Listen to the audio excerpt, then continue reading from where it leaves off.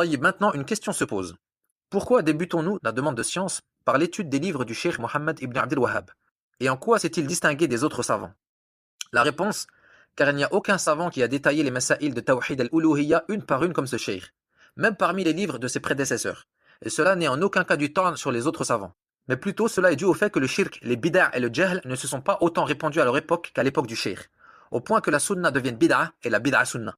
On rappelle quand même qu'en 1115 de l'Hégire, on est sous l'Empire ottoman, dont les dirigeants non arabes étaient complètement ignorants de la réalité du tawhid. Ils faisaient construire des mausolées partout et participaient à la propagation de l'adoration des tombes, bien plus que dans les siècles précédents. Prenons par exemple le livre Al-Aqidatu Tahawiyya. Il y a dedans une seule phrase qui parle de Tawhid al-Uluhiyya de manière claire et une autre phrase qui en parle de manière indirecte. Tout le reste parle du qadar, de l'amour envers les sahaba, de l'asma wa sifat, etc. Pourquoi?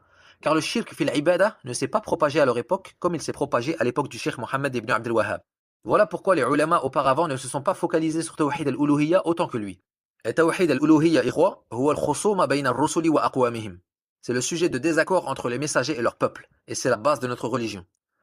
Taïb, la deuxième raison pour laquelle nous étudions ces livres en premier, tu remarqueras, ya talib al-ilm, que le cheikh ne ramène jamais une parole sans citer son dalil, au point que dans certains de ses livres, il ne dit rien d'autre que قال Allah, قال Rasulullah, قال sahabi fulan, wa hakadha.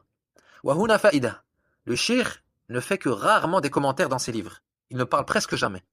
Mais s'il commente, sois sûr, Akhil Fadil, que c'est pour te donner une perle ou un diamant. Alors sors ton stabilo et surligne. Troisièmement, parmi les raisons qui font qu'on étudie ces livres en premier, tout simplement car ces livres sont écrits pour les débutants. Ils sont courts et simples, c'est ce qu'on appelle al-mukhtasarat. Yani ce cheikh nous enseigne la plus importante des sciences d'une manière résumée. Et c'est exactement ce dont a besoin le débutant dans la demande de science, car la science s'apprend petit à petit par échelon. Comme a dit Az-Zuhri, "Man talaba al-ilma jumlatan, fatahu jumla, wa innama yudraku al-ilmu hadithun wa hadithan." Celui qui demande toute la science d'un coup, la manquera tout d'un coup, mais plutôt la science s'acquiert par un hadith, puis deux, etc.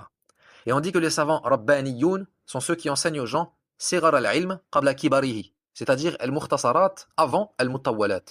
Et c'est pour ça que c'est très important d'avoir un cheikh qui te conseille et te dirige vers ce par quoi tu dois commencer. Car si tu veux faire talab al-ilm tout seul, tu vas te retrouver face à un bahr, un océan de kutub.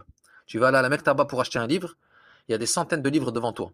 Ton œil va tomber sur At-Tadmuriyya ou At-Tahawiyya, peut-être tu vas te dire, Masha'Allah, celui-là j'en ai entendu parler, j'achète. Et tu commences par At-Tahawiyya alors que tu n'as même pas étudié Al-Qawa'id al-Arba'. Et là, qu'est-ce qu'il est probable qu'il se produise? Eh bien, tout simplement que tu ne comprennes rien à ce que tu lis, ou pire que tu t'égares. Surtout si tu le lis sans sharh, car il y a des passages dans ce livre qui ont besoin d'être expliqués par un savant salafi. Donc, Akhil Karim, la science s'apprend bit tadarruj, petit à petit.